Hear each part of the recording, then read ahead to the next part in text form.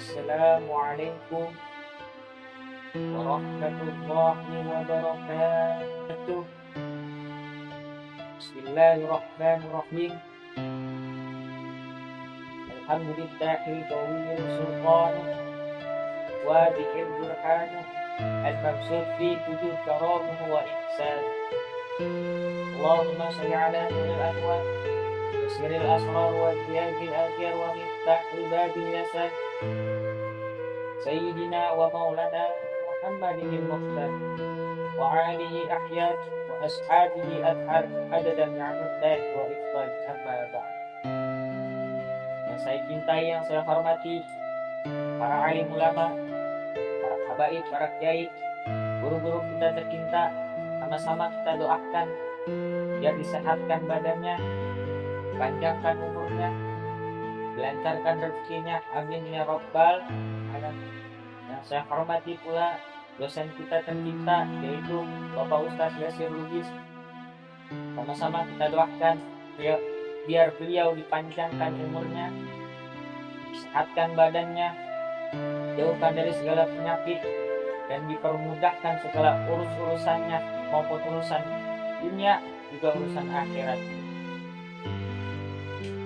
Tidak lupa kita panjatkan puji serta syukur kita kepada Allah Subhanahu wa Ta'ala yang telah memberikan kita nikmat iman, nikmat Islam kepada kita.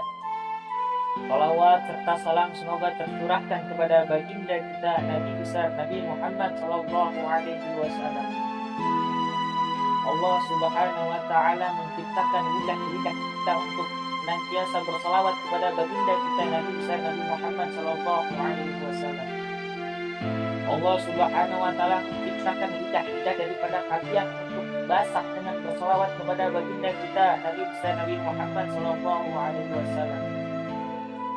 Bahkan pohon menjadi pena, lautan menjadi cinta, tidak bakal bisa melukis, tidak bakal bisa menulis kebaikan baginda kita Nabi besar Nabi Muhammad Sallallahu Alaihi Wasallam.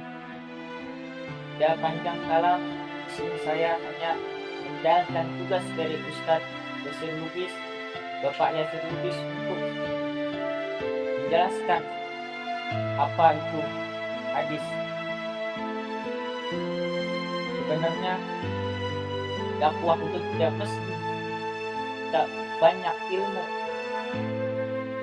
tapi ketika kita hati kita ada kebaikan untuk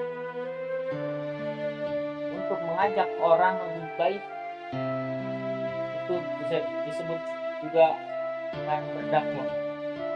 Apa kata Rasulullah SAW bersabda, "Balagu anni walau ayat." Artinya sampaikan dariku walau satu ayat.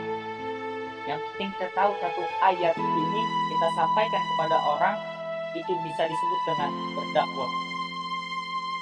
Yang pada intinya dakwah itu tidak mesti kita menjadi ustaz terlebih dahulu, tidak mesti kita menjadi seorang habaib dulu baru kita berdakwah, tidak mesti kita menjadi seorang kiai besar, para ulama besar. Kapan kita kalau menunggu seperti itu, kapan kita harus berdakwah? Sampaikan kepada orang walaupun itu satu ayat. Yang penting kamu sudah mendawami ilmu tersebut, ayat tersebut dalam kehidupan sehari-hari kalian, baru kita sampaikan kepada semua orang bahwa itu benar.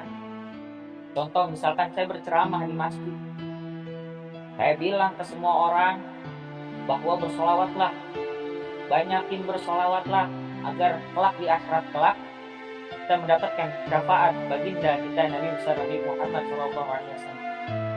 Tapi itu bohong. Di diri saya tidak pernah bersolawat. Saya tidak pernah bersolawat kepada Nabi Muhammad, tapi saya sudah sampaikan kepada orang. Itu sama saja saya berdusta. Yang penting dalam hadis ini adalah tidak perlu kita menjadi seorang ustadz terlebih dahulu, tidak perlu kita menjadi seorang kiai dulu, tidak perlu kita menjadi seorang para alim ulama dulu, tidak perlu kita mempunyai ilmu yang begitu banyak baru kita sampaikan Apa itu dakwah? Tidak, tidak mesti begitu. Ketika satu ayat tersebut, hadis tersebut kalian hafal, kalian dawami, kalian pahami isinya, sampaikanlah kepada orang tersebut, maka itu bisa disebut dengan dakwah.